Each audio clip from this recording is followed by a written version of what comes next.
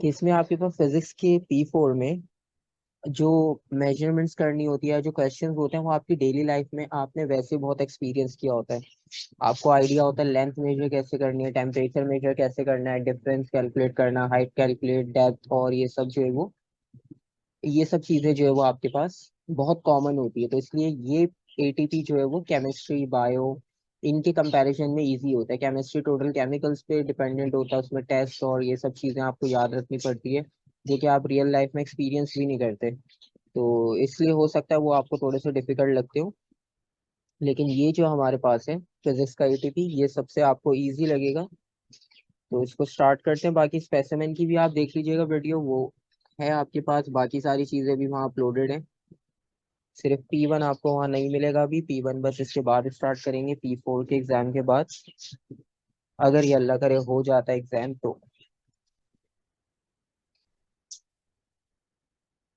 अच्छा, इसमें बेसिक्स में कुछ इतना ज्यादा डिटेल स्टार्ट में नहीं करवाऊंगा कि मतलब ये चीज याद कर लो, ये चीज याद कर लो, ये चीज आपको करनी है, ये बस पॉइंट्स याद रखने हैं। ऐसा इसमें कुछ भी इतना टिपिकल नहीं है।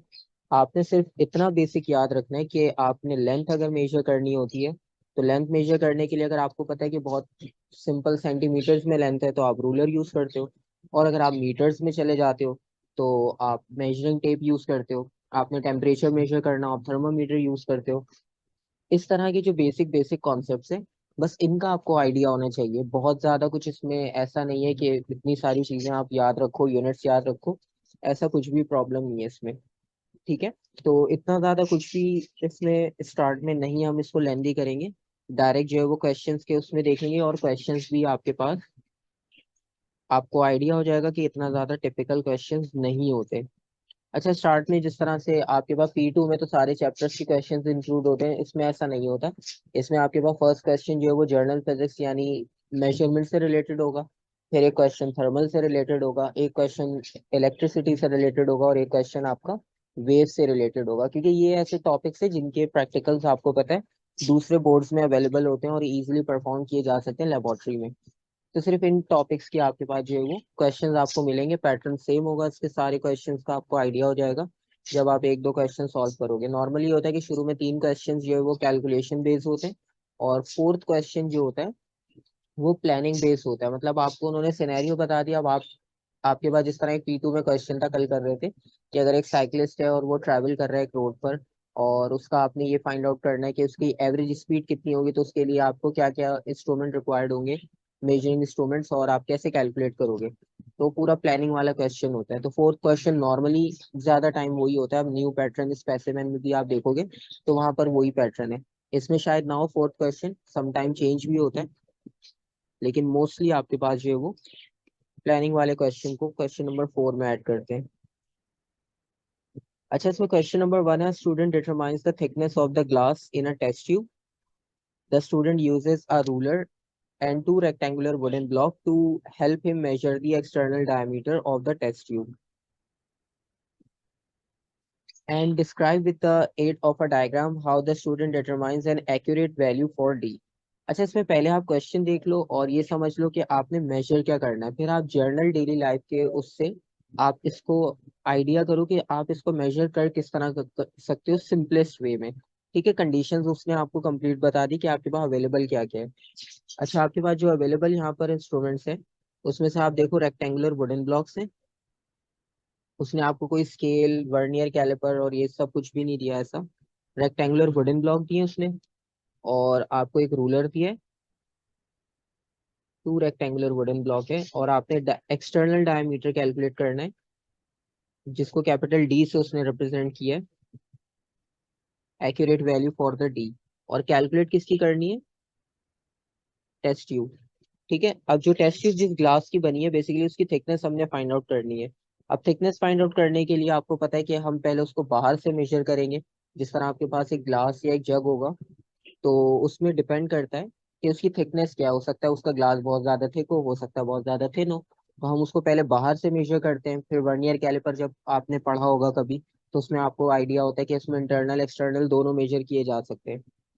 तो खैर, अब वर्नियर कैलिपर तो नहीं है हमारे पास, ना यहाँ पर हम यूज करें।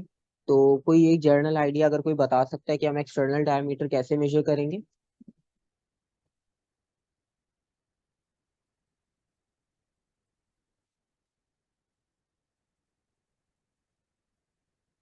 अच्छा देखो, डायग्राम आपके पास सिंपल इस तरह से होगी। हमने यहाँ पर सिंपल करना क्या है कि हमारे पास दो रेक्टेंगुलर ब्लॉक्स है, ठीक है। अब टेस्ट ट्यूब है, टेस्ट ट्यूब को होल्ड करके रखना है, और उसको जो है वो उसका एक्सटर्नल डायमीटर हमने फाइंड आउट करना है। तो ये जो दो रेक्टेंगुलर ब्लॉक्स हैं ये आपके पास काम आएंगे उसको होल्ड करने के लिए, ठीक है। आपने सिंपल यहाँ पर दो ब्लॉक्स को रखा। थोड़ा सा हम इसको टिल्टेड फॉर्म में बना लेते हैं। बिल्कुल सही है। क्लैंप यूज कर सकते हैं, क्लैंप इसलिए यूज नहीं कर सकते क्योंकि वो मेंशन नहीं है क्वेश्चन में, ठीक है। अदरवाइज ठीक है आइडिया आपका, लेकिन क्वेश्चन में गिवन नहीं है, ठीक है। तो बिल्कुल सही है, ट्यूब को हॉरिजॉन्टल रखेंगे। अच्छा यहाँ पे थोड़ा सा टिल्टेड फॉर्म में इसलिए बना रहा हूँ, वरना पेपर है तो आपको पता नहीं चलेगा कि ट्यूब बेसिकली रखी कहाँ पर है, क्योंकि सिर्फ सर्कल नजर आएगा फ्रंट से। तो लेट सपोज ये हमने ब्लॉक्स रखे, ठीक है। और ब्लॉक्स रखने के बाद आपने इसके बिल्कुल सेंटर में टेस्ट ट्यूब को रखा। थोड़ा सा डिस्टेंस ज्यादा हो गया हमारा, खैर कोई बात नहीं, वो आप आइडिया देख लोगे। और बाकी जो है वो, अच्छा इसने हमें टेस्ट ट्यूब दी थी, वो आ गई टेस्ट ट्यूब, और ब्लॉक्स दिए थे, ब्लॉक्स भी आ गए। अब रह गया रूलर। अब रूलर को क्या करना है, रूलर हम इसके फ्रंट पे रखेंगे सिंपल।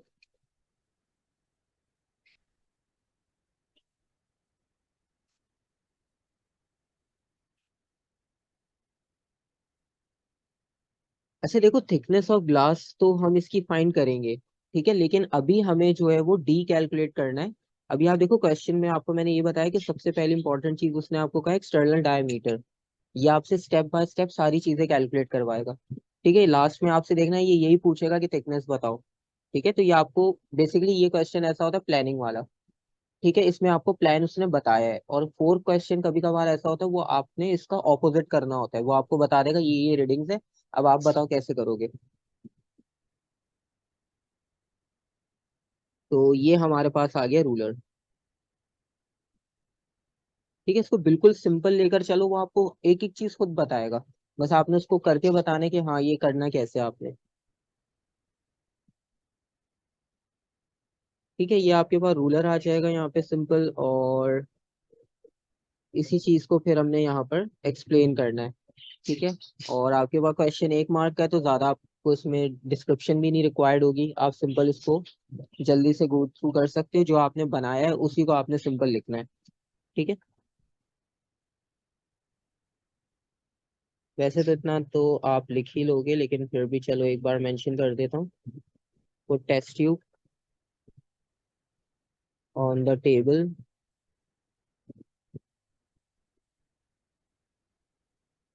बिटवीन टू ब्लॉक्स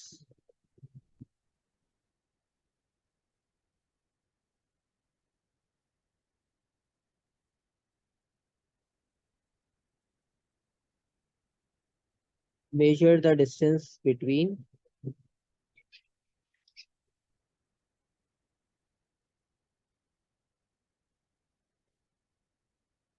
ठीक है। सिंपल सा कॉन्सेप्ट है, दो ब्लॉक्स के बीच में जितना डिस्टेंस होगा हमने उसे मेजर करना है, तो वही हमारा एक्सटर्नल डायमीटर होगा। क्योंकि राउंड शेप है, आपको पता है स्केल से हम कर्व तो नहीं मेजर कर पाएंगे। तो अभी फिलहाल हमारे पास यहाँ तक होगी फर्स्ट सिचुएशन। अब उसके बाद नेक्स्ट देखते हैं। नेक्स्ट पार्ट आपके पास है इसमें, ठीक है।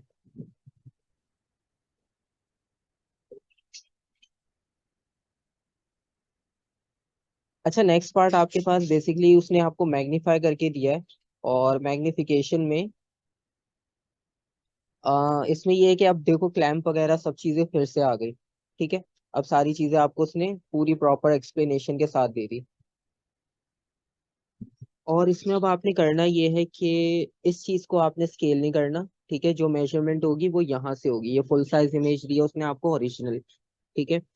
अच्छा, अब बेसिकली ऊपर जो सारी चीजें उसने लिखी हुई है उसमें एक इम्पॉर्टेंट नंबर ये आ गया, 100 सेंटीमीटर क्यूब का सिलेंडर है हमारे पास। 100 सेंटीमीटर तक हमने उसको फिल किया, और बाकी सारी अरेंजमेंट हमें डायग्राम में दिख रही है ऊपर, इतना ज्यादा कुछ इंपॉर्टेंट नहीं है नंबर्स, क्योंकि उसमें कुछ भी नहीं है हमारे पास गिवन।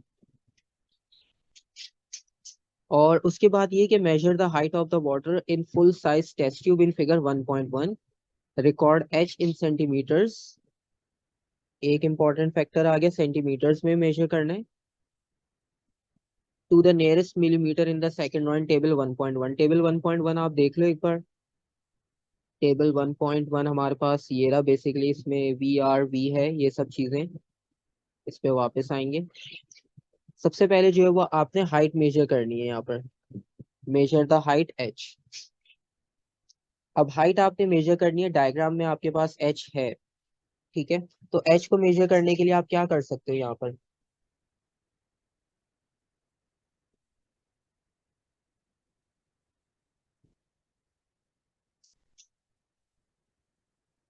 आपको उसने मैग्नीफाई करके इसलिए दिया है, रूलर यूज करेंगे। ठीक है।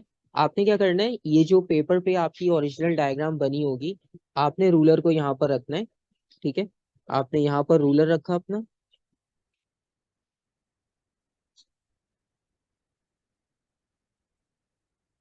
और रूलर रखने के बाद आपके पास जो रीडिंग आ रही हो, क्योंकि अभी स्क्रीन पर भी अगर आप मेजर करके देखो तो एक एस्टिमेटेड आ जाएगी, क्योंकि मैंने इतना जूम इन जूम आउट नहीं किया वैसे। स्क्रीन पे बेसिकली होता है कि हम जूम इन जूम आउट करते हैं तो उससे बहुत डिफरेंस आ जाता है वैल्यू में। तो बेसिकली हमारे पास ये जो एच की वैल्यू होगी, ठीक है, ये आप जब इसको पेपर पे प्रिंट आउट पे मेजर करोगे तो ये इक्वल होगी आपके पास 3.2 सेंटीमीटर्स। और अब ये जो 3.2 सेंटीमीटर्स है बेसिकली इसको हम यहाँ पर लिखते हैं फर्स्ट रीडिंग में। टेबल 1.1 वो इसकी बात कर रहा था। तो 3.2 सेंटीमीटर हमारे पास जो है वो फर्स्ट रीडिंग होगी। कोई क्वेश्चन पूछ रहे थे।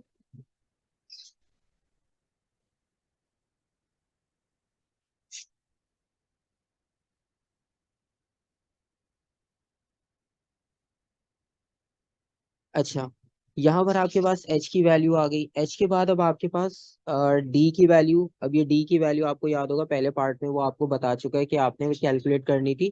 तो डी की वैल्यू आपके पास वहां से हमें मिलेगी। खैर अब आगे देखते हैं फर्दर कि वो आपसे और क्या क्वेश्चन पूछ रहा है। अच्छा, figure 1.2 shows the VR of the water remaining in the measuring cylinder। अब आपने ये वी आर की वैल्यू बतानी है जो कि आपके पास वॉल्यूम है बेसिकली यहाँ पर, कि वॉल्यूम कितना होगा। अच्छा, वॉल्यूम के लिए आप इसे जूम इन करके चेक कर सकते हो, आपके पास मार्किंग है सिंपल। आपने ये मार्क करके बताना है कि ये वैल्यू कितनी होगी। दोबारा से ऑपरेशन का आगाज होने लगा। ठीक है, आपके पास जो है वो इसकी रीडिंग आपने बतानी है सिंपल। आप इसको अगर स्क्रीन पर देखो तो ये आपको सिंपल एक एक डिवीजन आपके पास गिवन है। और सिंगल डिवीजन का मतलब ये है कि ये वैल्यू आपके पास कितनी होगी, 89। ठीक है। तो 89 हमारे पास वी आर की वैल्यू है सिंपल। उसे यहाँ सब्स्टिट्यूट कर लिया।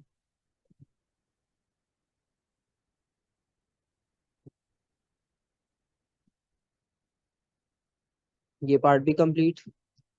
Second part, calculate the volume of water in the test tube, record your answer in 1.1। अब आपने सेकंड पार्ट इसमें कंप्लीट करना है। सेकंड पार्ट में आपने वी की वैल्यू फाइंड आउट करनी है। ठीक है। अब आप वी की वैल्यू कैसे फाइंड आउट करोगे।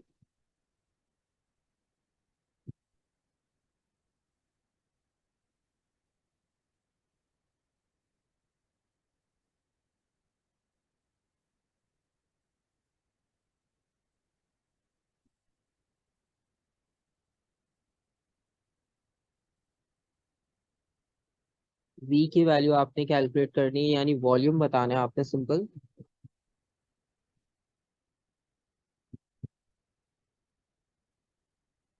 कोई आइडिया बेसिक।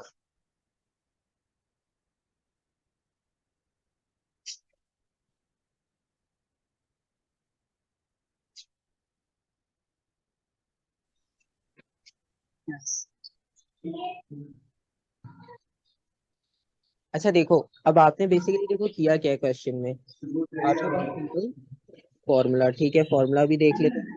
अब इसमें फॉर्मूला कौन सा यूज करना है, कैसे यूज करना है। आपके पास देखो सिंपल स्टेटमेंट दोबारा देखो, अगर नहीं समझ आया क्वेश्चन एक बार स्टेटमेंट पढ़ लो, सीक्वेंस समझ आ जाएगा। इसमें ये था figure 1.1 shows the volume V R of the water remaining in the measuring cylinder. ये वी आर का मतलब है जो बाकी रह गया। ठीक है। अब ये रह जाने का मतलब ये है कि हमने इसमें से कुछ वाटर निकाला है, क्योंकि आपको याद होगा ऊपर हमने एक वैल्यू मार्क की थी 100। तो हमारे पास पहले ये सिलेंडर कंप्लीट फिल था। कंप्लीट फिल होने के बाद हमने इसमें से कुछ वाटर को निकाल लिया, और जो वाटर हमने इसमें से यूज कर लिया, ये आपके पास उसकी वैल्यू पूछ रहा है वी। तो सिंपल सी बात है, आपके पास इनिशियली 100 था और अब आपके पास 89 है। तो इसका मतलब ये है कि आप इसमें से 11 सेंटीमीटर क्यूब निकाल चुके हो वाटर। सिंपल।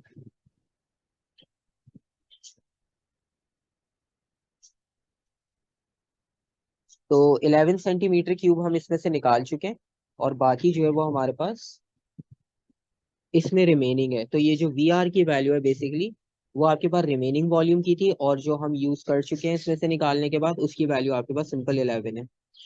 तो उसको उसके टेबल में फिल कर लेते हैं 11, और फिर आगे नेक्स्ट पार्ट देखते हैं कि नेक्स्ट पार्ट में आपने कैसे इसको करना है।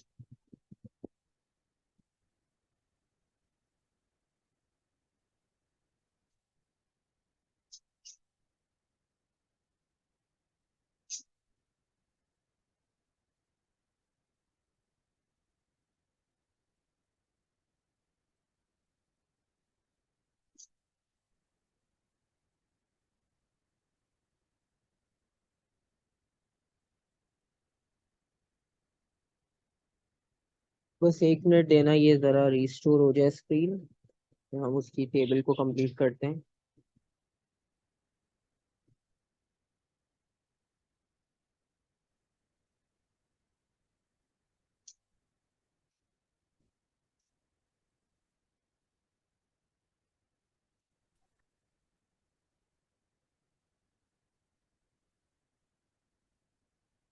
ठीक है, तो 11 सेंटीमीटर क्यूब हमारे पास यहाँ पर वैल्यू आ गई, इसको फिल कर लिया।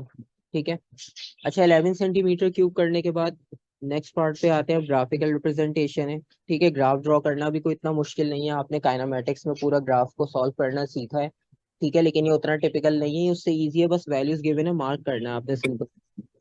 और इसमें मार्किंग करना बस एक इम्पॉर्टेंट काम है, और वो मार्किंग करना इम्पोर्टेंट काम इस सेंस में क्योंकि आपने डिस्ट्रीब्यूशन खुद करनी होती है। नॉर्मली पेपर में क्या होता है P2 में, कि वैल्यूज आपके पास मार्क होती है एक्स वाई एक्सिस पे, सिर्फ आपने पॉइंट्स को प्लॉट करना होता है। खैर, यहाँ पर अब हम देखें तो हमारे पास वी आर है, वी है और एच। आपने जो ग्राफ बनाना है वो वी और एच, इन दोनों के उसमें बनाना है। वी आपके पास जो है वो मेंशन है वाई एक्सिस पे, एच मेंशन है एक्स एक्सिस पे। अच्छा, अब इसमें डिस्ट्रीब्यूशन इस तरह से होगी सिंपल।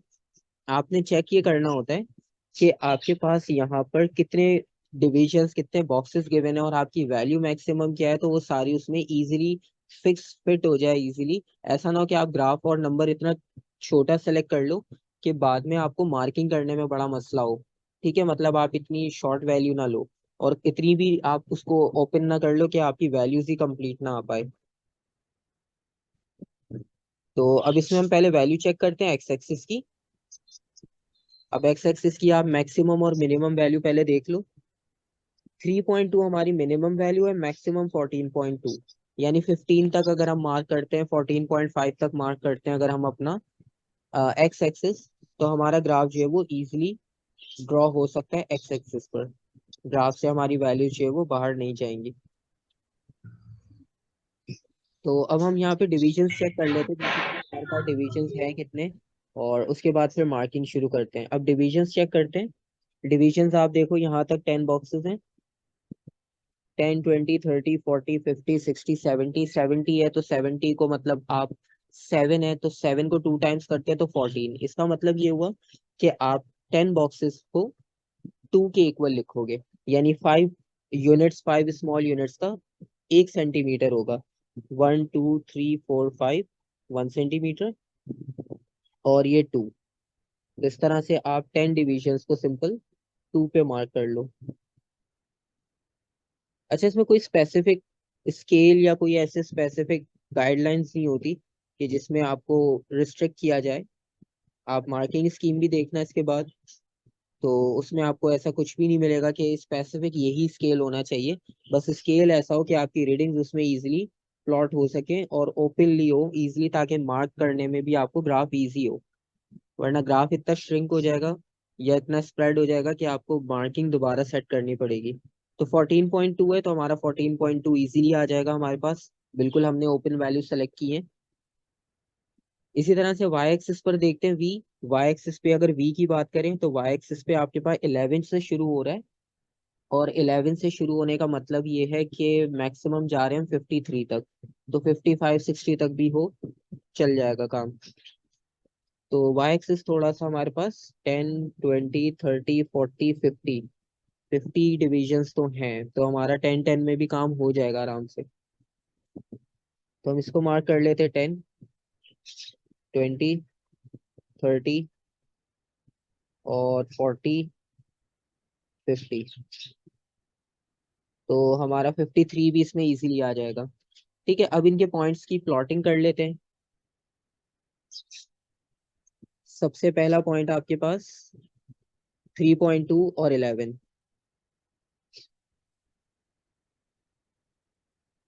अच्छा, 3 आपको यहाँ पर मिलेगा, और 3.2 बिल्कुल इसके नेक्स्ट, और 11 के लिए आप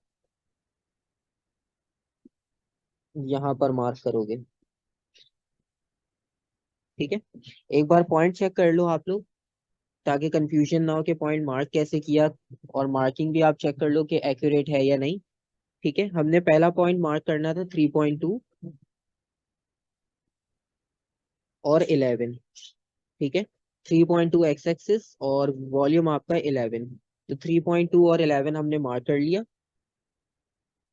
क्योंकि ये वैल्यू आपके पास 3 थी, और 3.2 और 11 यहाँ से मिल गया। V1 के इक्वल है।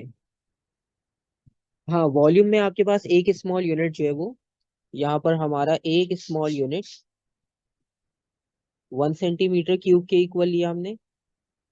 और यहाँ पर एक्स एक्सिस की अगर हम बात करें तो हमारा एक स्मॉल यूनिट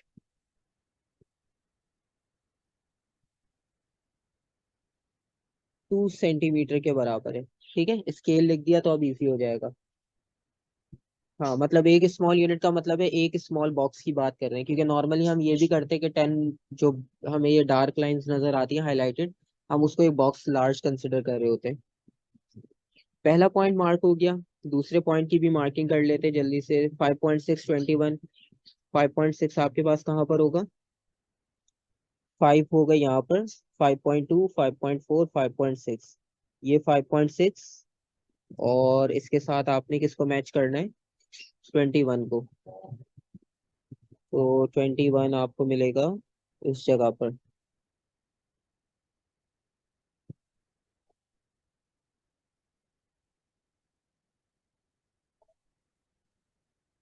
और बाकी पॉइंट्स मैं आपको बताता ही जाता हूँ, और यहाँ पे मार्किंग कर लेते हैं। थर्ड पॉइंट आपका 8.9 और 34।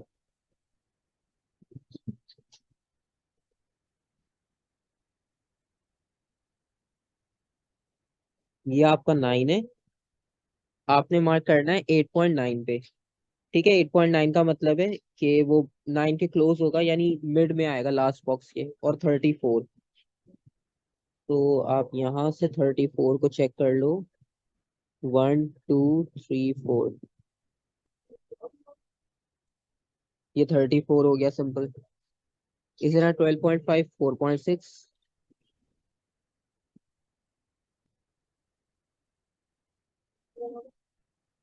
2, 4, 12.5 बिल्कुल यहाँ पर होगा हमारे पास मिड में। और 46।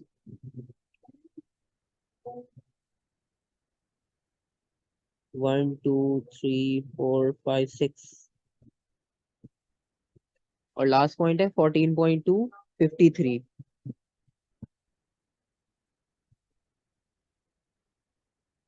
ये हो गए हमारे सारे पॉइंट्स मार्क। आप बाद में इजीली क्रॉस चेक भी कर लेना।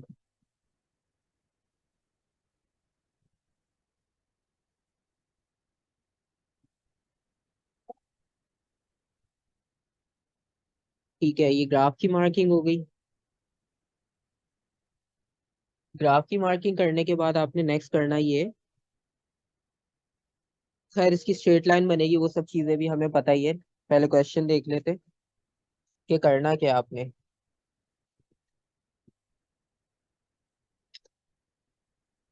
Calculate the gradient m of your line, show all working and indicate on the graph values. You use. अब आपने इसमें जो है वो ग्रेडियंट फाइंड आउट करना है। ग्रेडियंट फाइंड आउट आपको करना आता है, बेसिक सिंपल सा कॉन्सेप्ट है। आपने कोई भी दो पॉइंट्स मार्क करने होंगे और उसके बाद फिर आप उसका ग्रेडियंट फाइंड आउट कर लोगे। पहले हम उसको लाइन कंप्लीट कर लेते हैं और लाइन कंप्लीट करने के बाद हम चेक करते हैं कि हमारा बेस्ट फिट क्या बन रहा है यहाँ पर।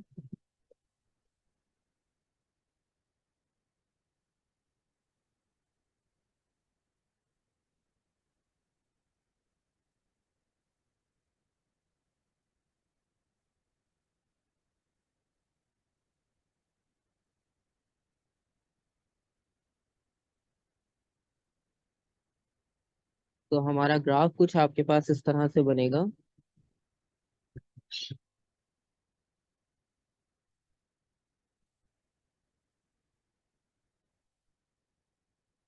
और ऊपर यहाँ पे देखो आपके पास सारी इंस्ट्रक्शन मेंशन है। Start the boxes axes from 0 0, draw the best fit straight line. ठीक है, तो आपने 0 0 से स्टार्ट करना है। तो उसको 0 0 से स्टार्ट करते हैं और इन सबको मैच करके देख लेते हैं हमारे पास कहाँ तक ये लाइन बेस्ट फिट होती है। स्क्रीन पर थोड़ा रफली ड्रॉ हो शायद मे बी, तो आप उसको पेपर पे करोगे तो इजी हो जाएगा।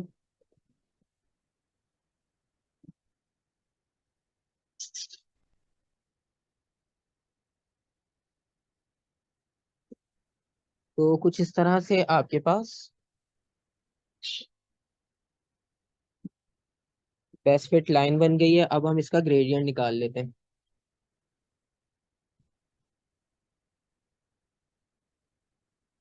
अच्छा, ग्रेडियंट के लिए अब आपने करना ही है, कोई भी दो बेस्ट आपके पॉइंट जो मैच हो रहे हो आपकी लाइन पर, आप उनको सेलेक्ट कर लो और उससे आप ग्रेडियंट निकाल लो। ठीक है, वरना आप इन लाइंस पे से कोई से भी दो पॉइंट सेलेक्ट करके उस पर ग्रेडियंट निकाल लो। ठीक है, आपकी चॉइस है। आप राउंड फिगर कोई भी नंबर्स मार्क कर लो इस पे। जैसे कि आप इसको जूम करके पहला पॉइंट देख लो, फर्स्ट पॉइंट आपका।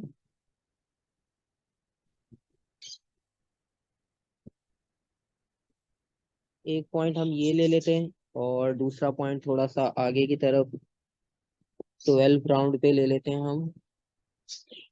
ठीक है, राउंड फिगर नंबर ले लेते हैं तो उसमें थोड़ा सा इजी हो जाता है। तो यहाँ पर हमारा जो पॉइंट लिया हमने वो है 4 फ्रॉम एक्स एक्सिस, और अराउंड 15 ही है round figure on y axis. यहाँ पर अगर हम देखें तो यहाँ पर हमने 12 लिया ऑन एक्स एक्सिस, और वाई की अगर हम बात करें तो वाई मैच हो रहा है इस पॉइंट पर 44। ठीक है, तो ये हमारे पास पॉइंट्स आ गए। इन दोनों पॉइंट से आप ग्रेडियंट निकाल लो। ठीक है, ग्रेडियंट का फॉर्मूला आपको याद होगा, y2 minus y1 divide by x2 minus x1।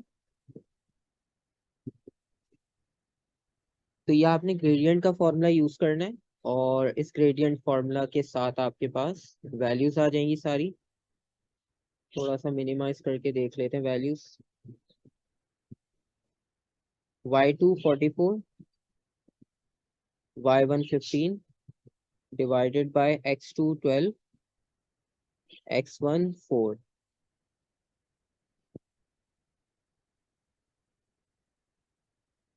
ठीक है यहाँ तक। और इसका ग्रेडियंट फाइंड आउट कर लो जल्दी से, कोई आंसर अगर इसका कैलकुलेट करके सेंड कर दे। कैलकुलेटर। ठीक है, नंबर्स इंपॉर्टेंट है, आगे यूज होंगे फिर किसी पार्ट में, फिर कैलकुलेशन नहीं होगी तो मसला हो जाता है।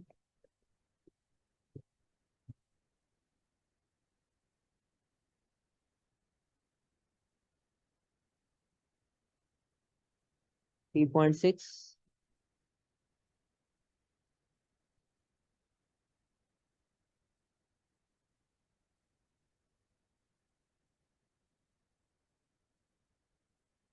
सही, 3.625। ठीक है, ये हमारा ग्रेडियंट आ गया। अच्छा, बाकी राउंड ऑफ का जो इसमें रूल है, राउंड ऑफ का रूल वही सेम रहेगा। मैं राउंड ऑफ रूल दोबारा से भी बता दूंगा, उसका कोई इतना इशू नहीं है। 2 से 3 सिग्निफिकेंट फिगर्स अलाउ करता है आपके पास। आपने जितने भी मार्किंग स्कीम देखी होगी, कल भी ये चीज डिस्कस की थी P2 में, कि 2 से 3 सिग्निफिकेंट फिगर्स आपके पास अलाउ होते हैं, और बाकी आपके पास फिर उन्हें आप स्किप कर दो।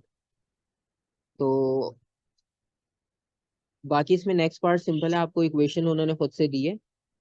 ठीक है, 3.6 इक्वेशन आपको उन्होंने खुद से दे दी है, और इक्वेशन के साथ आपने क्या करना है, वैल्यू जो फाइंड आउट करनी है डी की, डी इज इक्वल्स टू √4m/पाई। अब इसमें से आपने जो वैल्यूज हैं, 4 कॉमन है आपके पास, नंबर m जो है वो कांस्टेंट है। m की वैल्यूज ने आपसे अभी फाइंड आउट करवाई है 3.625। तो आप 4 × 3.625 करोगे, डिवाइडेड बाय पाई की वैल्यू, और डी का आंसर भी कैलकुलेट हो जाएगा। डी का आंसर भी आपके पास 2 से 3 सिग्निफिकेंट फिगर्स तक राउंड ऑफ करना आपके पास जो है वो कंसिडर करते हैं। वो P4 में इतना स्ट्रिक्टली फॉलो नहीं कर रहे होते, P2 में ज्यादा स्ट्रिक्टली फॉलो करते हैं। ठीक है, तो मोस्टली आप प्रैक्टिस यही रखो, 2 से 3 सिग्निफिकेंट फिगर्स बहुत है। ठीक है, तो ये तो खैर फ्री का 1 मार्क था, इक्वेशन उसने खुद दी थी आपको, लेकिन उसके लिए m की वैल्यू आनी चाहिए आपको। अच्छा, अब देखो ये वाले जो पार्ट होता है ना, लास्ट पार्ट बिल्कुल, ये होता है थोड़ा सा आपके पास क्रिटिकल होता है, क्योंकि इसमें आपको इसके प्रिकॉशंस टाइप ये क्वेश्चंस होते हैं, जिसमें आपको थोड़ा सा खुद सोचना पड़ेगा कि यहाँ पर क्या प्रॉब्लम हो सकता है। तो इसमें आप सबसे पहले अगर देखो, state one difficulty in measuring the height of the water in the test tube and suggest how this difficulty can be overcome. कोई एक डिफिकल्टी आपने बतानी है, और उसका सोल्यूशन भी फिर खुद ही देना है। ठीक है, अब हमारे पास जो है ये क्वेश्चन वहां से चलता आ रहा है, जब से हमने इसको वो ब्लॉक में रख के इसका डायमीटर एक्सटर्नल निकाला था, और उसके बाद जो है वो हमने इसको फिर ये सारी इसकी कैलकुलेशंस की थी। तो अब इसमें कोई भी एक डिफिकल्टी आपने ऐसी मेंशन करनी है जो आपको लगता है कि यहाँ पर डिफिकल्ट था उसको हैंडल करना, और उसका फिर रीजन भी, सजेशन भी बताना है कि उसको ओवरकम कैसे कर सकते हो आप।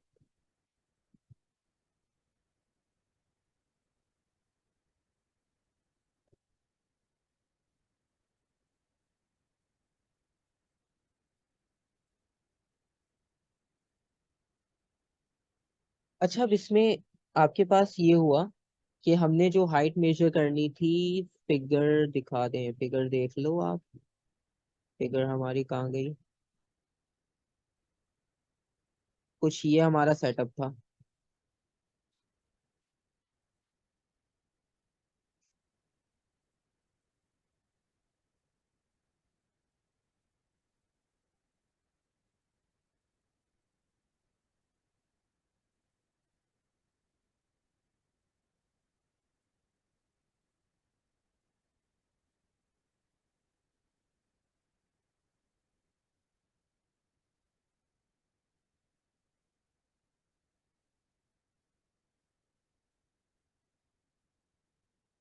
ठीक है, अच्छा अब देखो इसमें एक तो ये है कि have to be align with liquid eyesight. ठीक है, कुछ सजेशंस, मतलब कुछ प्रॉब्लम्स आ गई, आपने बताया कि ठीक है ये प्रॉब्लम होती है, क्योंकि एक तो मसला ये है कि आपने इसको जब हाइट मेजर कर रहे होगे ना, तो यहाँ पर रूलर रखना एक प्रॉब्लम है। ठीक है, क्योंकि इसके साथ, क्योंकि क्लैंप पे लगा हुआ है आपके पास डायग्राम आपके सामने, तो इस क्लैंप में आप अगर इसके साथ रूलर लगाओगे, तो वो थोड़ा सा शेकी हैंड की वजह से रीडिंग जो होगी वो डिफिकल्ट हो जाएगी।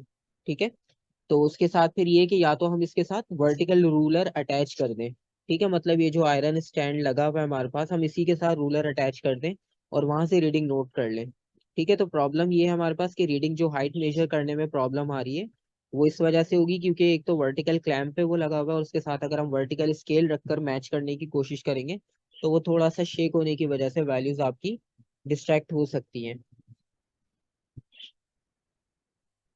तो आपके पास बेसिकली डिफिकल्टी यहाँ पर ये आ रही है,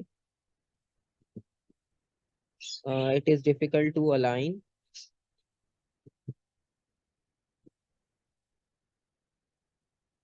ठीक है, ज्यादा डिटेल में जाने की जरूरत नहीं है, जो सिंपल सा आपने परफॉर्म किया था वहां पर, उसी चीज से रिलेटेड आप प्रॉब्लम देख के और उसका सॉल्यूशन बता दो।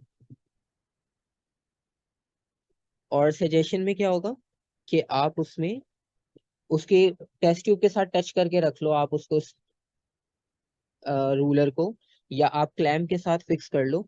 तो हम क्लैंप वाला ऑप्शन ले लेते हैं, क्योंकि टच करके रखने में भी प्रॉब्लम यही है कि आपके पास वर्टिकल पोजीशन जो है वो डिस्टर्ब होगी।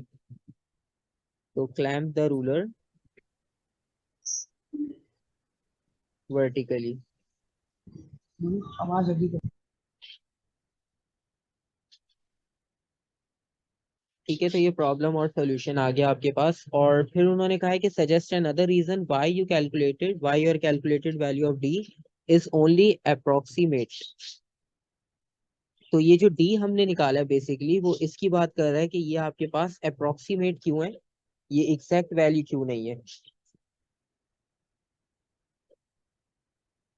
अब देखो ये डी जो था ना, ये डी आपके पास इंटरनल डायमीटर का फॉर्मूला दिया उसने आपको। अभी तो बच्चा है। और डी में आपके पास बेसिकली प्रॉब्लम ये है कि अप्रोक्सीमेट वैल्यू आ रही है आपकी, बिल्कुल एक्यूरेट वैल्यू क्यों नहीं आ रही, इसका रीजन आपने बताना है।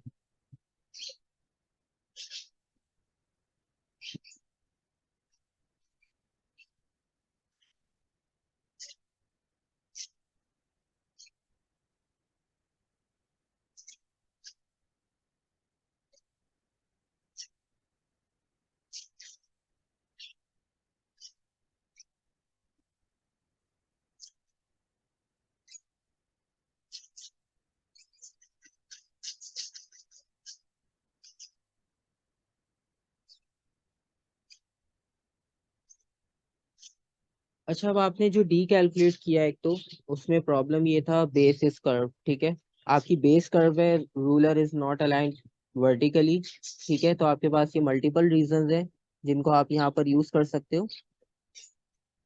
बिल्कुल सही है। अब क्योंकि यहाँ पर बेस कर्व होती है ना हमारी, अगर बिल्कुल स्ट्रेट होती तो एक अलग बात थी। तो आप सिंपल मेंशन करोगे।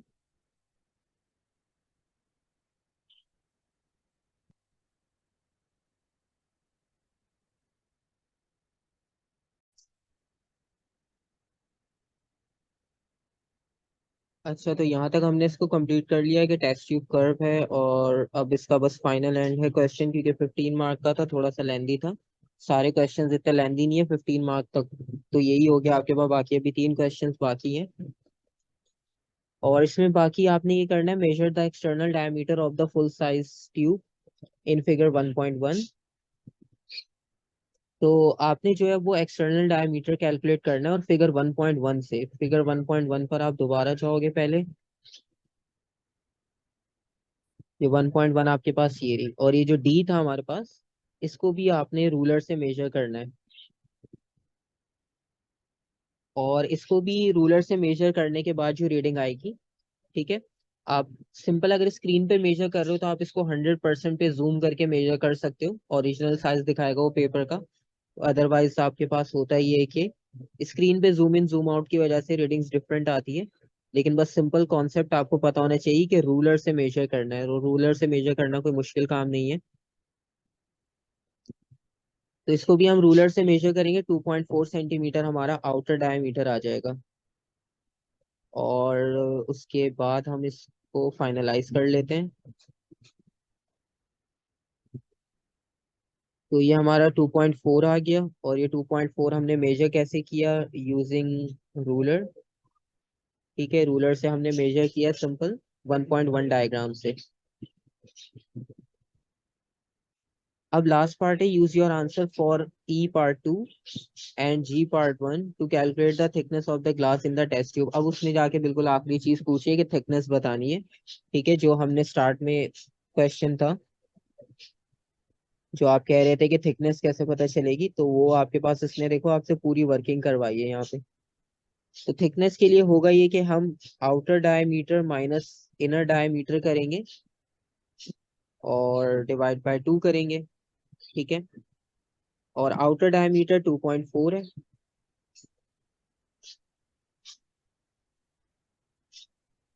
और इनर डायमीटर हमने कितना फाइंड आउट किया था, चेक कर लेते हैं, 2.14 स्मॉल डी।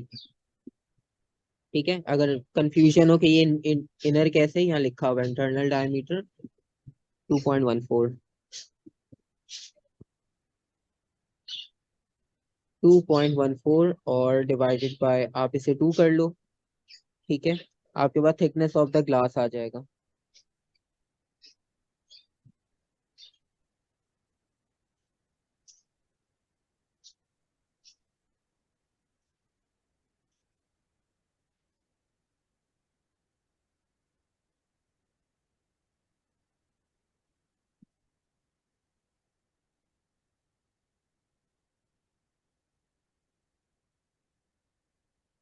तो आपके पास इसका आंसर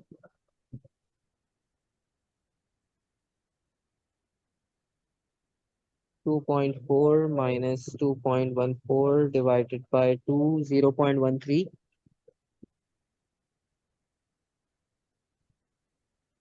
ठीक है, 0.13 हमारा आंसर है इसका फाइनल। और ये हमारी जो है वो थिकनेस ऑफ द ग्लास आ गई। फर्स्ट क्वेश्चन यहाँ तक आपके पास कंप्लीट हो गया। अब बाकी क्वेश्चंस देख लेते हैं, क्योंकि 15 मार्क का था इसलिए काफी लेंदी भी था। और थोड़ा सा क्योंकि फर्स्ट टाइम कर रहे हैं इसलिए थोड़ा सा स्लो है, फिर एक दो पेपर्स करने के बाद जो है वो फिर आपको चीजें याद होना शुरू हो जाएंगी बेसिक, कि हाँ इसमें ये करना था। क्योंकि हर क्वेश्चन हर पेपर का पैटर्न ऐसे ही होता है। फर्स्ट क्वेश्चन आपका ऑलमोस्ट यही होता है, ग्राफ होगा, वैल्यूज होंगी, प्रिकॉशन पूछेगा, और लास्ट में फाइनल रीडिंग कैलकुलेट करवाएगा आपसे। अच्छा, क्वेश्चन नंबर 2 आपके पास थर्मल से कुछ रिलेटेड है, काफी सारी वैल्यूज है। ठीक है। अच्छा, मोस्टली होता है कि जब क्वेश्चन कर रहे हो ना, तो बहुत सारे लोग ये करते हैं, पहले क्वेश्चन यहाँ से पूरा रीड कर लिया, फिर जब सवाल पे आते हैं फिर दोबारा भूल जाते हैं ऊपर क्या था, फिर दोबारा वो सवाल दोबारा पढ़ते हैं। ठीक है, तो इसमें सिंपल ये है कि पहले आप सवाल देख लो कि इसमें पूछा क्या है। इसमें suggest why the student waits for 30 second before reading the initial temperature of the hot water. अब आपको ये पता है कि आपने ये चीज माइंड में रखनी है क्वेश्चन रीड करते हुए, कि इस चीज का भी आंसर आपको पता हो। तो बेसिकली उसने कहा कि 30 सेकंड के बाद उसने रीडिंग क्यों ली। अब आप देख लो कि एक्सपेरिमेंट शुरू कैसे किया। अच्छा, इसने student investigate the cooling of hot water in a beaker. मतलब बीकर में आपने वाटर को रखा, उसका टेम्परेचर हाई था, उसे कूल करना है और उसके टेम्परेचर को नोट करना है, सिंपल। और रूम टेम्परेचर मेजर किया हुआ है हमने पहले से 24 डिग्री सेल्सियस। और उसने 1 से 50, अच्छा ये नंबर्स हैं कि इतना हमने वॉल्यूम का वाटर उसमें ऐड किया था, थर्मामीटर उसमें प्लेस किया। और 30 सेकेंड, अब ये जो 30 सेकेंड का वेट है ना, ये क्यों किया, ये आपसे वो क्वेश्चन पूछ रहा है। आप डायरेक्ट भी तो उसका मेजर कर सकते थे, टेम्परेचर। आपने डायरेक्ट उसका टेम्परेचर क्यों नहीं दिया, आपने 30 सेकेंड वेट क्यों किया।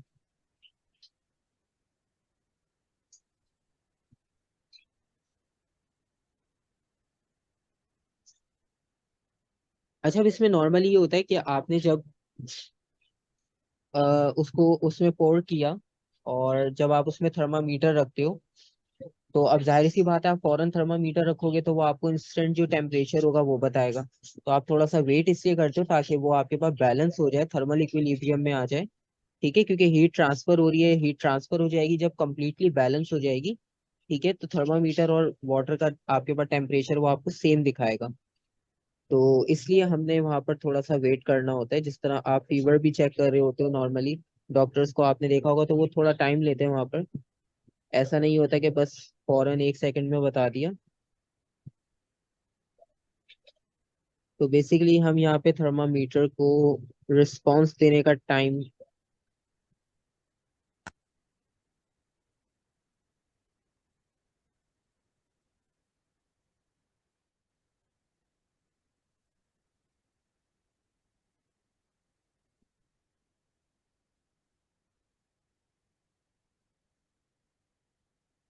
ठीक है, ये हो गया हमारा फर्स्ट पार्ट।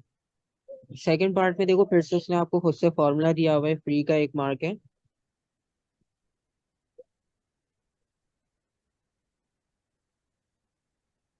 और इसमें थीटा 0 और थीटा 60, यानी जब आपके पास टेम्परेचर 0 और टेम्परेचर 60 की बात हो रही है, उस टेम्परेचर को आपने सब्ट्रैक्ट करना है, डिवाइड बाय 60 करना है। ठीक है, तो 0 पर हमारे पास 9.5 है, तो 89.5। और सेकंड वैल्यू 60 पे आपने चेक करना है, 83।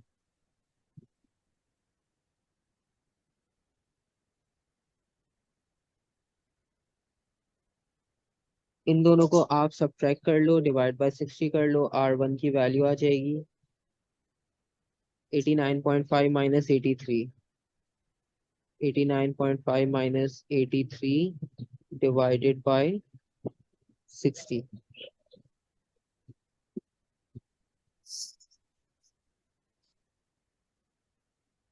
0.108, बिल्कुल सही।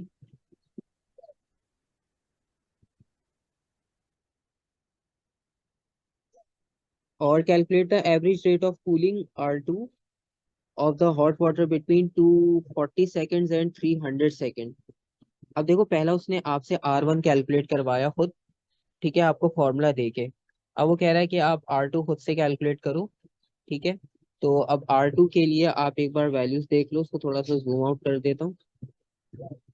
अब आपने R2 निकालना है, R1 उसने आपसे कैलकुलेट करवा लिया, ठीक है।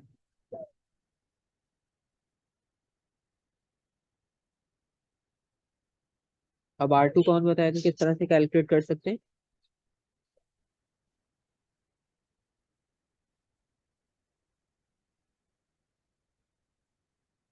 देखो उसने आपको दो टाइम पीरियड दिए ना, 240 और 300। आपने क्या करना है, इन दोनों को सेलेक्ट कर लेना है, 240 ये रहा, 300 ये रहा।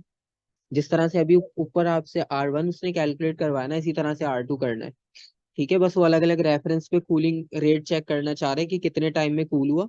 जैसे आपने ये पहले दो जो मार्क किए ना, बेसिकली इसका रीजन ये था कि उसने इन दोनों को कंपेयर करके देखा कि इतने टाइम में इसमें जो चेंज आया टेम्परेचर का, उसका टाइम पीरियड कैलकुलेट किया रेट ऑफ कूलिंग।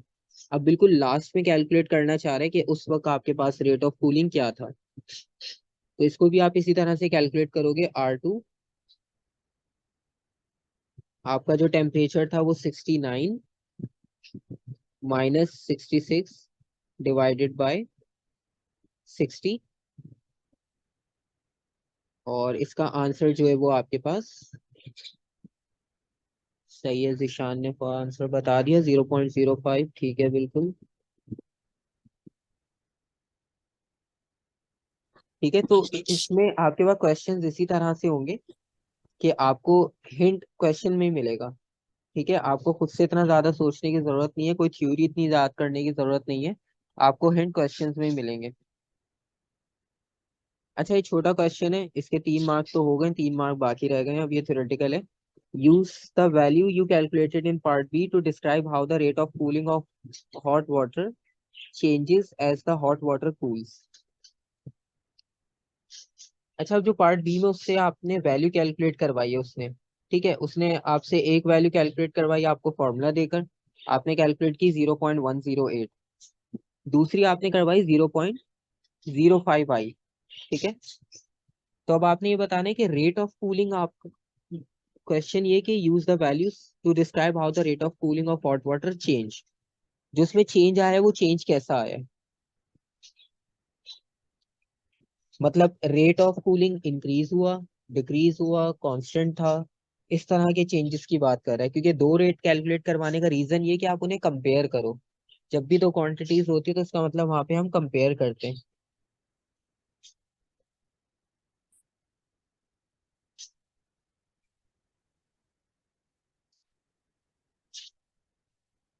पहले आपका टाइम था 0.108 सेकेंड डिग्री सेल्सियस पर सेकेंड, और अब है 0.05 डिग्री सेल्सियस पर सेकेंड। मतलब पहले 1 सेकंड में 0.1 डिग्री डिक्रीज हो रहा था, मतलब इतना कूल हो रहा था, और अब जो है वो आपके पास 0.05 हो रहा है। तो इसका मतलब है पहले कूलिंग फास्ट थी, अब कूलिंग स्लो हो गई, ठीक है। ये चीज समझ आ गई कि ये क्यों इस तरह से होगा आपके पास चेंज। पहले आपके पास रेट था 0.108, यूनिट चेक करो, डिग्री पर सेकेंड, डिग्री पर सेकेंड। यानी पहले 0.1 डिग्री आपके पास 1 सेकंड में ड्रॉप हुआ, और अगले पार्ट में आप देख रहे हो तो 0.05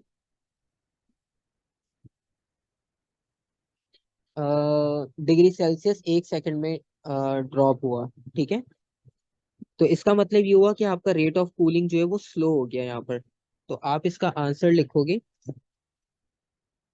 और इसका देखो सिंपल सा रीजन है, जब टेम्परेचर हाई होता है ना और डिफरेंस बहुत ज्यादा होता है तो टेम्परेचर तेजी से ड्रॉप होता है, और जैसे जैसे वो आपके पास रूम टेम्परेचर के क्लोज आने शुरू होता है तो फिर आपके पास चेंज जो है वो कूलिंग प्रोसेस थोड़ा सा स्लो हो जाता है। तो rate of cooling has dropped from, अब उसने देखो लिखा था use your values you calculated, तो वैल्यूज को मेंशन करना लाजमी, क्योंकि उसने लिखा है वहां पर। वैसे तो 1 मार्क के लिए, लेकिन फिर भी इन चीजों का ध्यान रखना। तो 0.108 डिग्री पर सेकेंड से वो डिक्रीज होकर चला गया 0.05 डिग्री सेल्सियस पर सेकेंड पर। At the end of the investigation, the student leaves the water in the beaker.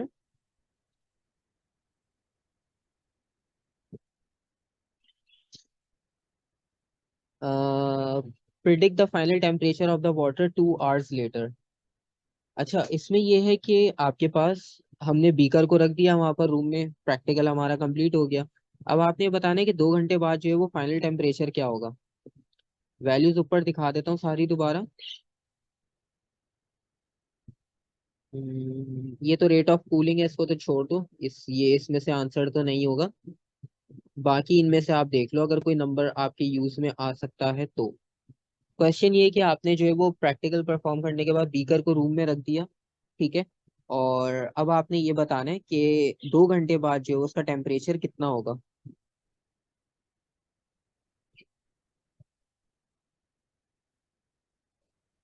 इस तरह यूनिटरी मेथड यूज कर सकते हैं। मेथड, क्या मेथड यूज करोगे? 1 मार्क का क्वेश्चन है, सिंपल। देखो हेल्प मिल जाएगी क्वेश्चन में।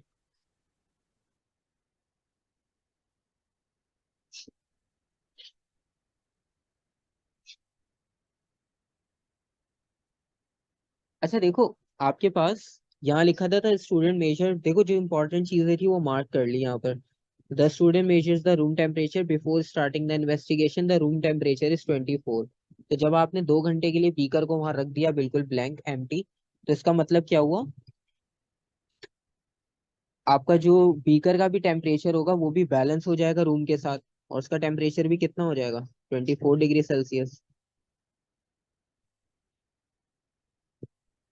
ठीक है, तो आपके पास उसका टेम्परेचर भी 24 डिग्री सेल्सियस हो जाएगा, क्योंकि जब आपने उसको रूम में छोड़ा है तो जाहिर सी बात है हीट उसको बैलेंस करेंगी रूम टेम्परेचर के अकॉर्डिंग, और दोनों का टेम्परेचर सेम हो जाएगा। Last suggest how the student ensures that the temperature readings are as accurate as possible. अब एक सजेशन देना है कि हमारी रीडिंग एक्यूरेट कैसे हो सकती है, तो क्या यूज करें ऐसा कि रीडिंग एक्यूरेट हो जाए। अभी हमने सिंपल थर्मामीटर यूज किया था।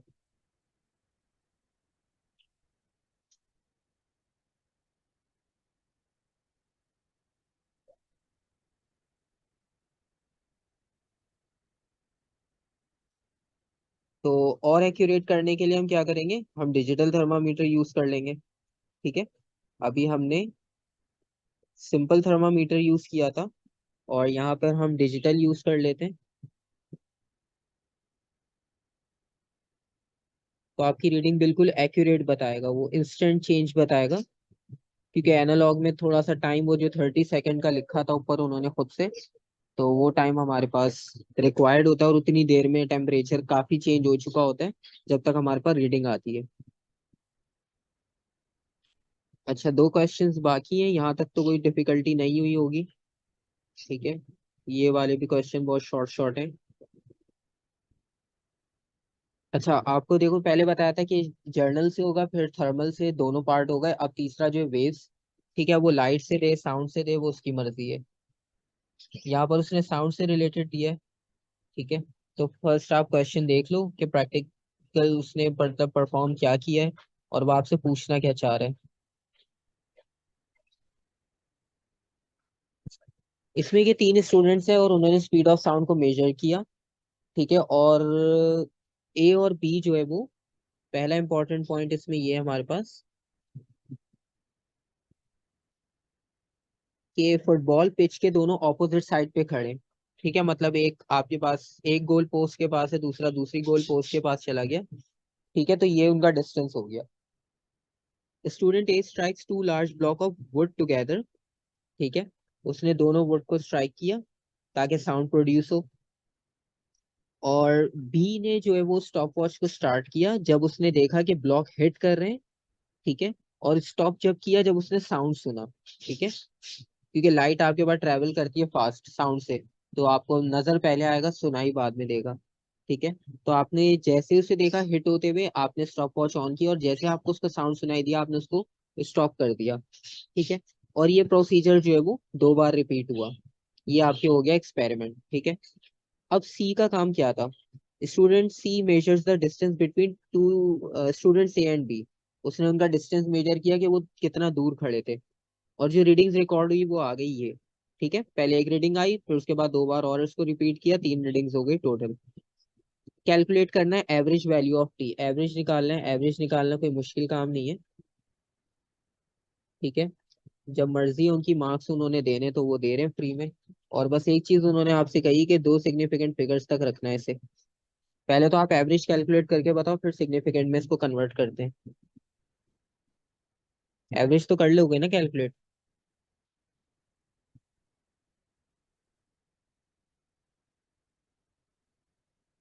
अच्छा, नंबर्स पूरे लिखना। ऐसा ना हो कि 0.41 को 0.4 लिख दिया कि राउंड ऑफ ही तो होगा, क्योंकि सिग्निफिकेंट फिगर में कन्वर्ट करना है, एक एक नंबर एक एक डिजिट इंपॉर्टेंट है।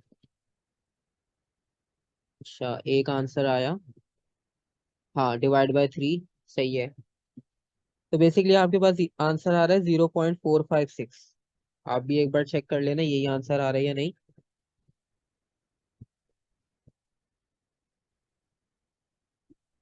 0.456, और राउंड ऑफ कर रहे हैं उसको 0.46 तक।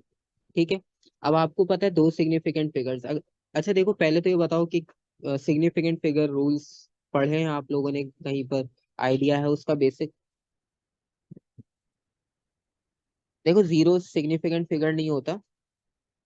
हाँ, अच्छा है अगर आपने किया होगा तो।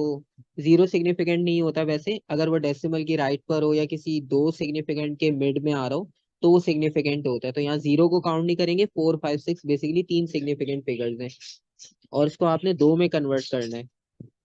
ठीक है, तो खैर वो रूल भी किसी दिन कंप्लीट डिस्कस कर लेंगे। वैसे आप लोगों को आइडिया होता है क्योंकि मैथ्स वगैरह और उसमें भी आप करते आए हो काफी। तो इसको हम राउंड ऑफ, बिल्कुल सही आपने बताया था, 0.46 तक हम इसे राउंड ऑफ कर लेंगे। ये भी मसला हल हो गया। The distance between students A and B is 119 metre. Suggest a device that can be use for measuring the distance. अब ये आपके पास सवाल है कि डिवाइस क्या यूज करोगे। ध्यान रखना कि आप मेजर किसको कर रहे हो। मेजर आप कर रहे हो फुटबॉल पिच को। ठीक है, अब फुटबॉल पिच के लिए आप मीटर टेप यूज करो, और उससे बेटर भी डिवाइस हो सकती है। अच्छा देखो, उन्होंने डिवाइस लिखा है, हिंट खुद दिया उन्होंने। हिंट उन्होंने आपको खुद दिया है कि डिवाइस लिखा है उन्होंने। ठीक है, तो इसका मतलब ये है कि हमें कोई डिजिटल डिवाइस यूज करनी पड़ेगी बेसिकली यहाँ पर। मीटर रूल से इस बार काम नहीं चलेगा, सॉरी, मीटर टेप से या मेजरिंग टेप से, क्योंकि आपके पास ग्राउंड की लेंथ काफी ज्यादा होती है, एक पोस्ट से दूसरे पोस्ट तक मेजर करना है आपने। तो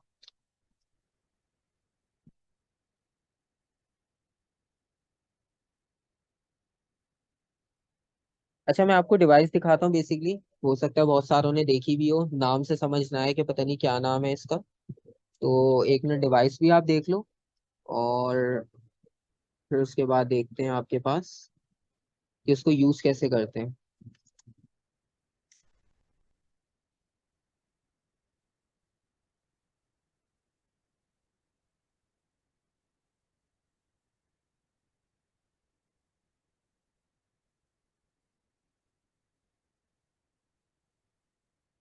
अच्छा, ये डिवाइसेस और ये सारे नाम जो है वो आप प्रैक्टिस करते रहोगे, आपको टाइम टू टाइम याद हो जाएंगे। मैं लिस्ट भी दे दूंगा इनकी। ठीक है, तो ऐसा कोई मसला नहीं है। अच्छा देखो, ये आपके पास ट्रंडल व्हील है। यूज भले किसी ने ग्राउंड पे ना किया हो, लेकिन जब छोटे थे तब ये चीजें तो लाजमी यूज की होगी। इसके साथ एक वो स्टिक लगी होती है और ड्रम लगा होता है, घुमाते जाओ, वो ड्रम बजता रहता था खुद एक सर्कुलेशन के बाद। तो वहां तो सबने इसको यूज किया ही होगा, ट्रंडल व्हील को। ठीक है, मेजरमेंट करने के लिए यूज ना किया हो, लेकिन सबने इससे खेला जरूर है। तो ये आपके पास वही डिवाइस है। ठीक है, अब बेसिकली इसमें होता क्या है, ये सरकमफेरेंस पे काम करता है। एक सरकमफेरेंस, एक रोटेशन कंप्लीट होती है तो वो सरकमफेरेंस की लेंथ काउंट कर लेता है। डिवाइस होती है डिजिटल, ये तो आपके पास देखने में लग रहा होगा कि ये तो सिर्फ टॉय है एक तरह का, लेकिन इस पे आपके पास मीटर कंप्लीट होता है। बकायदा आपके पास इसमें सेंसर लगा होता है। अब ये देखो, सेंटीमीटर्स लिखे हुए हैं, तो वो उन्हें काउंट करता रहता है। एक रोटेशन हुई तो उसपे लिखा हुआ है आपके पास 55 to 60 सेंटीमीटर, और जितने सेंटीमीटर्स कवर होंगे तो वो एक रोटेशन उसको ऐड करता रहेगा खुद ही। तो आप बस उसको सर्कल करते जाओ ग्राउंड पे साथ चलते चलते, और आपके पास जो है वो काउंटिंग होती रहेगी। तो ट्रंडल व्हील आपके पास जो है वो डिवाइस है जो आप यहाँ पर यूज करोगे बेसिकली।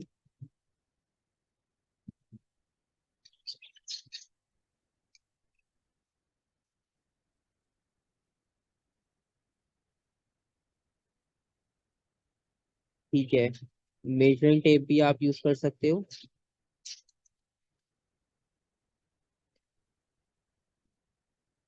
ठीक है, ठीक है, मेजरिंग टेप इस तरह से कि ग्राउंड के भी लिए हम मेजरिंग टेप यूज कर लेते हैं इजीली। और ट्रंडल व्हील इसलिए पहले करवाया ताकि आपको जो है वो डिवाइसेस और ये कंपोनेंट जितने ज्यादा मैक्सिमम आप याद कर लो तो उतना अच्छा हो जाएगा। ठीक है, क्योंकि इंडिविजुअल याद करने बैठोगे तो इस तरह से याद नहीं रहते नाम, क्योंकि इनका यूज हम पता पढ़ते ही नहीं है, फिर हम बोलते हैं पता नहीं यूज होगा भी या नहीं होगा, तो इस वजह से। ठीक है, आपने चेक कर लिया, अच्छी बात है। मेजरिंग टेप भी आपके पास मार्किंग स्कीम में है।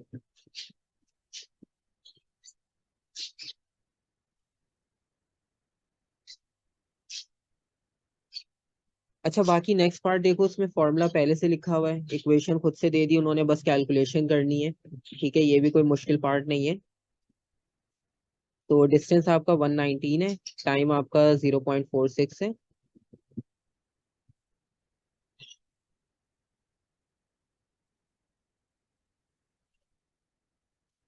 259 आ रहा है आंसर। 259 आ रहा है तो 259 लिख लेते हैं। 258.59। ठीक है, चलो राउंड ऑफ। 259 हो गया। ठीक है, और आगे देख लेते हैं।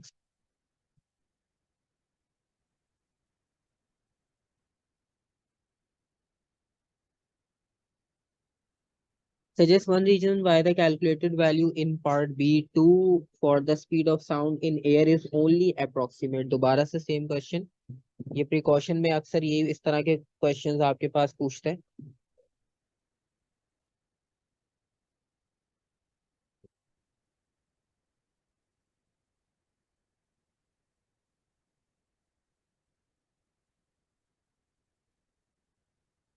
तो क्या रीजन हो सकता है कि हमारी वैल्यू जो है वो अप्रोक्सीमेट है?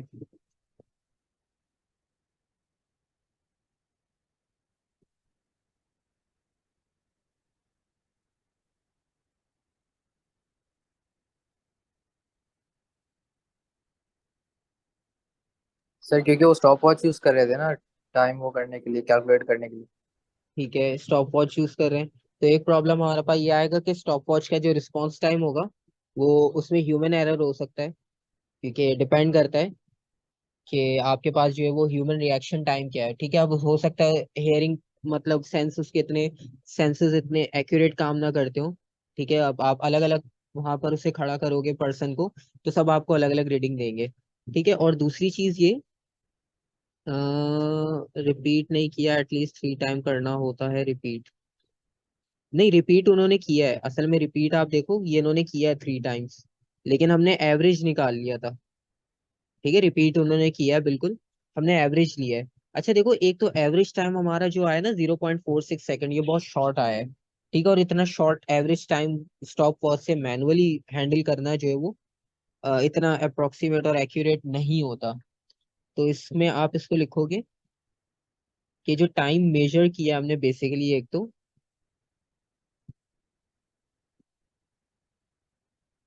Time measured is very short. ठीक है, एक तो टाइम हमने बहुत शॉर्ट मेजर किया, और दूसरी बात जो आपने स्टॉप वॉच वाली बोली, तो वो स्टॉप वॉच वाली बात हमारे पास इस तरह से आ गई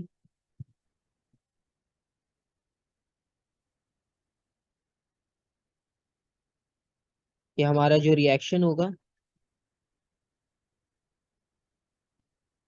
उससे भी बड़ा इफेक्ट होगा आपके पास।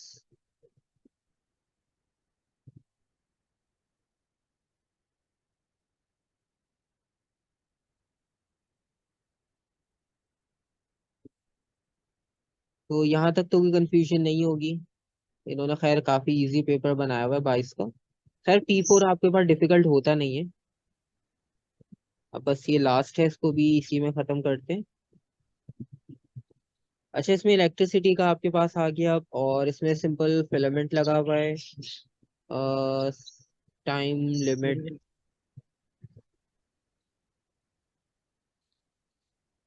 अच्छा, इसमें आपके पास जो P4 है, P4 के लिए आपको 1 घंटा मिलेगा। और अभी हमारे पास जो है वो हमने एक मीटिंग पूरी खत्म की है, समझ लो 35 मिनट लगा लो उसके। दूसरी अभी चल रही है, ये भी खत्म होने वाली है। तो 1 घंटा बहुत है समझाने में भी, आप किसी को सॉल्व भी करवा दो तब भी ये आप कर लोगे, अपना भी और दूसरे का भी हो जाएगा पेपर। अच्छा, अब इसमें आपके पास ये है कि आपके पास सर्किट दे दिया उन्होंने, और उसके बाद ये कि सर्किट खुद ने गलत बना दिया, फिर आपसे कह रहे हैं the student has connected the circuit in, और इनकरेक्टली कनेक्ट करने का मतलब ये है कि अब आप इसे खुद से रीड्रॉ करके बताओ कि इसमें प्रॉब्लम क्या है। अच्छा देखो, इसमें नॉर्मली ये होता है कि जब भी सर्किट ड्रॉ करने की वो बात बोलेगा ना, तो उसमें मोस्ट उसका जो कॉमन फैक्टर होता है वो उसका कंसर्न होता है वोल्ट मीटर एम मीटर के साथ। आप इसमें देखो, सबसे पहली चीज गलत लगी भी क्या है। सही है, सबसे पहली चीज बिल्कुल सही बताई कि सीरीज में एमीटर लगा होना चाहिए। उसने लगा दिया पैरेलल में, और लगाया भी किसके साथ है, बैटरी के साथ। ठीक है। और वोल्ट मीटर को किसके साथ लगा दिया, वेरिएबल रेजिस्टर के साथ। ठीक है, हालांकि उसको लैम्प के साथ लगाना चाहिए, लैम्प का वोल्टेज हमने फाइंड आउट करना होता है। तो ये आपके पास है कॉन्सेप्ट। तो इस चीज को हम दोबारा से रीड्रॉ करते हैं। रीड्रॉ करने के बाद इसको सेट करते हैं, और फिर हम बाकी क्वेश्चन देखते हैं कि बाकी क्वेश्चन आपसे क्या पूछ रहे हैं। तो एम मीटर को सबसे पहले सीरीज में लाना है, तो हम इसको सीरीज में लगाते हैं। बिल्कुल सही है, voltmeter parallel with lamp, ammeter in series with circuit.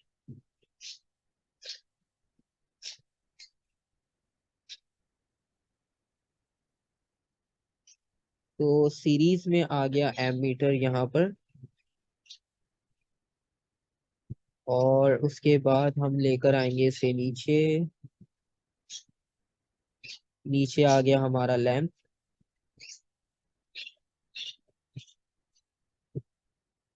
फिर से सर्किट आगे कंटिन्यू होगा। अब इसके साथ लगाते हैं वोल्ट मीटर।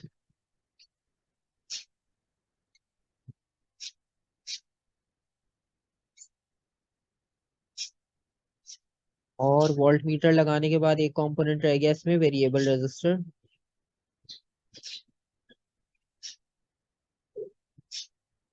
और उसके बाद सर्किट को कंप्लीट कर लिया हमने। ठीक है। अब क्योंकि दो चीजें सेट की, 2 मार्क मिल गए आपको, अगर एक चीज सेट करोगे 1 मार्क मिलेगा। खैर, अब उसके बाद है when the switch is closed in the corrected circuit. ठीक है, आपके वाले सर्किट की बात कर रहा है, अगर सही बनाया होगा तो, वरना बाकी 2 सवाल भी गलत होंगे। The student observe that the lamp does not appear to light up. सही सर्किट बनाने के बाद भी जो है वो लैंप लाइट नहीं कर रहा है। The filament of the lamp is not broken. Lamp बिल्कुल सही है, 0 मीटर लैंप है। And the battery is not run out. Battery भी आपके पास फ्रेश है बिल्कुल। ठीक है, बिल्कुल फ्रेश ओसाका की बैटरी लगी हुई है आपके पास, लेकिन फिर भी आपके पास लैंप काम नहीं कर रहा है। क्या रीजन हो सकता है? What observation does the student make to confirm quickly that the filament of the lamp is not broken? अच्छा, फिलामेंट ब्रोकन नहीं है उन्होंने तो बता दिया, लेकिन अब वो आपसे पूछ रहे कि पता कैसे चलेगा कि फिलामेंट आपके पास ब्रेक नहीं हुआ या हो गया है, कैसे पता चलेगा? सर वोल्ट मीटर पे रीडिंग जो आएगी उसके हिसाब सही। से। वोल्ट मीटर पे या एम मीटर पे? सर वोल्ट मीटर पे मुझे लगा। वोल्टेज चेक करेंगे। सर एम मीटर पे आएगी, करंट बताएंगे। करंट चेक करेंगे ना आप, अगर करंट चेक करंट। करेंगे। हाँ, क्योंकि फिलामेंट तो आपके पास ऑन ही नहीं हुआ ना, फिलामेंट अगर ऑन हो जाता तो फिर तो वोल्टेज भी मिल जाता हमें। ठीक है, तो हम करंट चेक करेंगे। तो अगर एमीटर में थोड़ी बहुत भी आपके पास डिफ्लेक्शन नजर आ रही है, तो इसका मतलब ये है कि काम चल रहा है आपका। अब प्रॉब्लम क्या है वो नेक्स्ट पार्ट में देखेंगे, उसमें उसने यही पूछा होगा।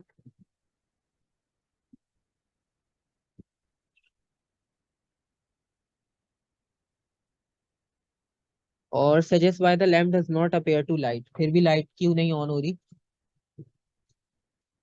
क्या रीजन हो सकता है?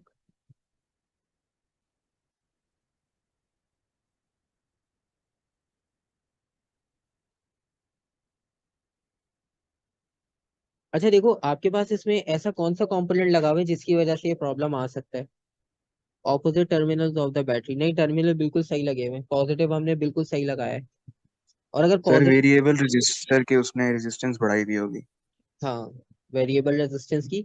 अच्छा, ये जो टर्मिनल वाला कॉन्सेप्ट है ना, ये मैं क्लियर कर दूं। आपने देखो एमीटर लगाया पॉजिटिव के साथ, ठीक है, करंट आपका फ्लो हो रहा है, और आपने पहले पार्ट में खुद कहा है कि ammeter will show some reading, इसका मतलब कनेक्शन आपका बिल्कुल सीधा लगा हुआ है, वो आपका रिवर्स में ऑर्डर नहीं है कि ये प्रॉब्लम आए। ठीक है, अभी जो एक बात ऐड की यहाँ पर जिशान ने ऐड की कि आपका ये जो वेरिएबल रेजिस्टर लगा हुआ है बेसिकली इसकी वजह से प्रॉब्लम होगी। ठीक है, क्योंकि ये वेरिएबल है, इसकी रेजिस्टेंस हमने इतनी बढ़ा रखी है कि आपके पास जो है वो लैंप लाइट अप नहीं हो पा रहा है। ठीक है, तो करंट आपके पास इतना लो आ रहा है कि मतलब वो लैंप आपके पास कंप्लीटली ब्राइट नहीं हो पा रहा।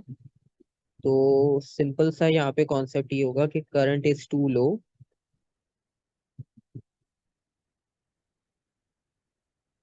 बिकॉज रेजिस्टेंस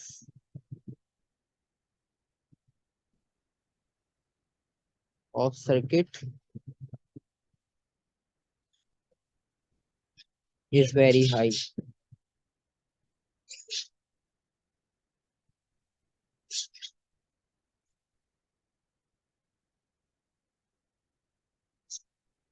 डायग्राम डायग्राम आपके पास डायग्राम पहले से दी थी। ठीक है, टेम्परेचर इंक्रीज, रेजिस्टेंस इंक्रीज, ठीक है, बिल्कुल सही है। अच्छा देखो, बेसिकली आपके पास ना डायग्राम पहले उन्होंने आपको दी थी, और उसके बाद उसमें प्रॉब्लम थी, उसको सही करके ड्रॉ करना था। प्रॉब्लम ये थी कि एमीटर गलत लगा हुआ था, वोल्ट मीटर गलत लगा हुआ था, उसको हमने सही से सेट किया। ठीक है, एमीटर सीरीज में लगेगा, ये चीज आपको पता है। वोल्ट मीटर आपके पास पैरेलल में लगेगा, ये चीज आपको पता है, ये चीज आपने इसमें सबसे पहले सेट की। लैम्प के साथ वोल्ट मीटर लगाया, और सीरीज में आपने जो है वो उसे कनेक्ट किया एम मीटर को। और उसके बाद फिर हमने ये बाकी क्वेश्चन किया, उन्होंने कहा कि सब चीजें बिल्कुल ओके चल रही है, बैटरी फिलामेंट सब चीजें सही है, लेकिन फिर भी जो है वो लाइट नहीं कर रहा फिलामेंट। तो उसको आप कैसे चेक करोगे कि फिलामेंट आपका ओके है, उसमें कोई प्रॉब्लम नहीं है? तो उसमें हमने ये कहा कि एमीटर में थोड़ी बहुत आपके पास जो करंट की रीडिंग शो होगी, उससे आपको ये आइडिया होगा कि करंट आगे फ्लो कर रहा है। क्योंकि अगर फिलामेंट जल गया है, ठीक है, अगर लैंप आपके पास ब्रेक हो जाए, तो उसमें फिर होता ही है कि आपके पास बीच में सर्किट गैप आ जाएगा। ठीक है, फर्स्ट पार्ट में करंट इज लो लिख सकते हैं। अच्छा, ये आपके एग्जाम का जो डिफिकल्टी लेवल है, आपने स्पेसिमेन अगर चेक किया हो और ये चेक किया हो, मुश्किल नहीं है, थोड़ा सा डिटेल क्वेश्चन होते हैं। जैसे उसमें फोर्थ क्वेश्चन आपका जो है वो प्लानिंग वाला था। कल उसमें जो मैं करवाऊंगा, तो फिर कल हम प्लानिंग वाला क्वेश्चन भी मैं आपको करवा दूंगा, वो एक आपके पास बिल्कुल न्यू होगा। ठीक है, क्योंकि यहाँ पर तो कोई प्लानिंग वाला क्वेश्चन अभी इन्होंने फोर में ऐड नहीं किया, क्योंकि इन्होंने पहला क्वेश्चन ही बहुत लेंथी कर दिया था। ठीक है, स्पेसिमेन में आपके पास था प्लानिंग वाला क्वेश्चन, तो कल हम करेंगे बाकी पेपर्स भी। तो स्पेसिमेन आप एक बार चेक करना, उसकी भी कंप्लीट सॉल्यूशन वीडियो है, आपको जो लिंक सेंड किया था। और बाकी ये वाला पेपर तो बहुत इजी था। P4 देखो, इसमें डिफिकल्ट कुछ भी नहीं है, बस थोड़ा सा बेसिक चीजों को याद रखो, और हिंट क्वेश्चन में ही मिलेगी, बस ये दो चीजें याद रखोगे, पेपर आपका आराम से हो जाएगा। अभी भी पूरी एक्सप्लेनेशन करने के बाद भी ये 1 घंटा और कुछ उसमें टाइम में हुआ है। तो जब आपने फाइनल सॉल्व करना है, तो वो तो 1 घंटे में आप खुद आराम से कर ही लोगे।